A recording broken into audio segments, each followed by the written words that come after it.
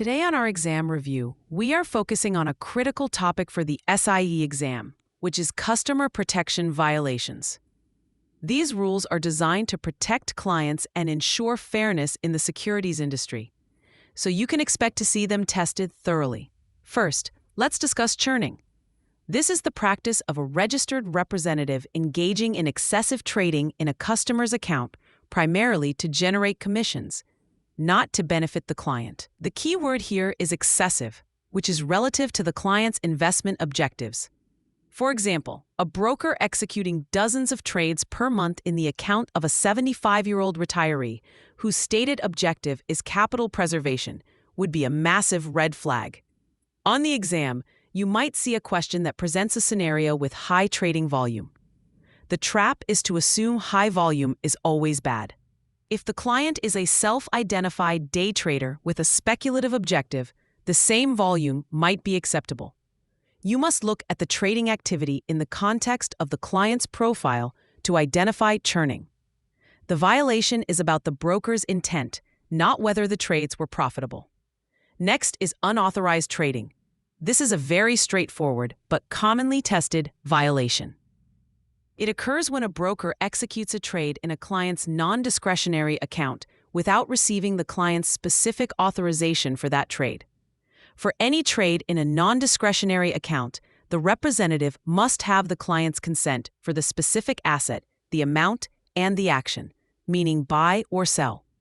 For instance, if a client says they want to buy 100 shares of ABC Corp if it ever drops below $50, the broker cannot just execute the trade when the price hits $49.90. They must call the client and get permission at that moment. The only exception is if the client has signed a written discretionary agreement, giving the representative power of attorney over the account. This leads us to unsuitable recommendations. FINRA's suitability rule requires a firm or associated person to have a reasonable basis to believe that a recommended transaction or investment strategy is suitable for the customer.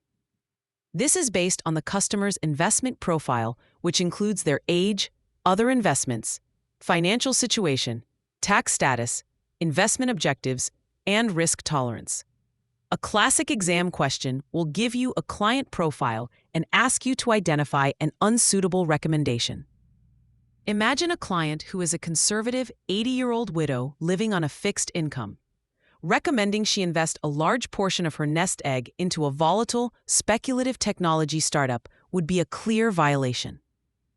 The investment itself isn't necessarily bad, but it is completely wrong for that specific client. Finally, we have selling away and private securities transactions.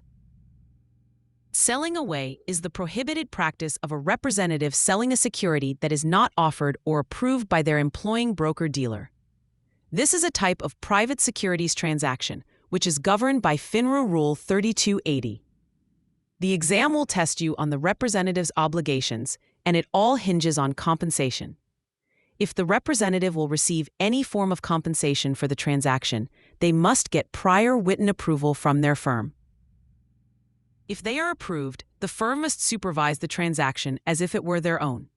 However, if the representative will receive zero compensation, for example, by helping a relative raise capital for a family business, they only need to provide prior written notice to their firm. The firm can still reject the activity, but the initial requirement is just notice. To help you remember these key violations, think of being on the cusp of good conduct. CUSP stands for churning, unauthorized trading, suitability, and private securities transactions. Always ensure you stay on the right side of the cusp to protect your clients and your career.